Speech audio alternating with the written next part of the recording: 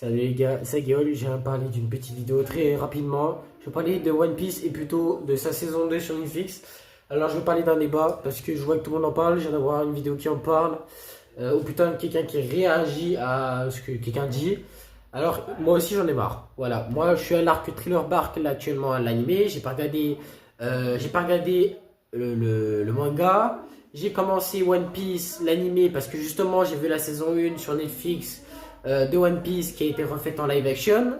J'ai kiffé. Je me suis dit, on va tenter One Piece. Au début, j'ai pas trop accroché. Là, j'ai repris, j'ai bien accroché, tout, je continue. Alors, du coup, moi, j'ai vu l'arc Alabasta. Voilà. Je sais que Vivi a les cheveux bleus.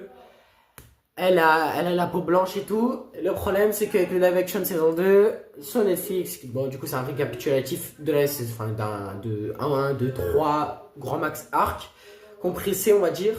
On voit Vivi noire, parce que l'actrice est noire. Ok, elle est noire. Moi, personnellement, ça me pose pas de problème. Voilà, ça me pose pas de problème. Après, je comprends le point de vue des gens. Voilà, je peux comprendre que l'actrice soit blanche et d'un coup qu'elle devient noire sans explication, voilà, ça fait bizarre. Même avec explication, ça fait bizarre. Moi aussi, ça m'a fait bizarre quand je l'ai appris. Parce que c'est pareil pour les gens qui seraient noirs et que le personnage soit noir et qui devienne blanc dans la vraie vie en live action, ça ferait bizarre aussi, faut se l'avouer. Hein. Faut s'avouer, pareil, chinois, dans toutes les couleurs de peau, hein, j'allais dire race, mais ça ne se fait pas. Donc dans toutes les couleurs de peau qui changent dans quelque chose qui est un monde fictif, mais qui est bien, hein, on ne dit pas que c'est pas bien, qui devient quelque chose de vrai, ça veut dire en live action.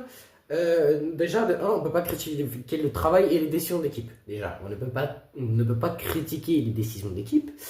Et personnellement, ok, elle sera noire. Après, j'ai entendu dire, oui, mais c'est normal qu'elle soit noire. Dans la vraie vie, c'est considéré comme le Maroc, l'Algérie, vu qu'elle vit dans le désert. Il n'y a pas de ça. One Piece, c'est un monde fictif, non dans la vraie vie. Oda a fait son animé pour comme il voulait. Il n'y avait pas de... Enfin, les gens, vous cherchez trop loin. Et les pires, hein, c'est ceux qui disent oui, mais vous êtes raciste.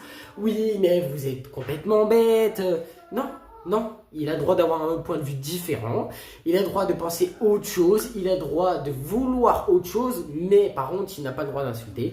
Il n'a pas le droit d'insulter déjà parce que quand tu insultes le live action aussi, tu insultes l'animé en même temps. Tu insultes l'animé et ça, pardon, c'est un petit peu de bruit. Ça, c'est interdit. Voilà, je le dis. Vous avez le droit de critiquer l'animé et le live action, mais vous n'avez pas le droit d'insulter. Voilà. Donc moi, de mon point de vue, ça ne pose pas de problème qu'elle soit noire. Bien sûr, après moi, quand j'ai vu la bande-annonce, c'est pas qu'elle soit noire, le problème c'est les cheveux. Les cheveux bleus, j'ai trouvé que ça allait moyen. Mais bon, après ça c'est mon avis. Comme j'ai dit, on a le droit d'avoir son avis. Voilà.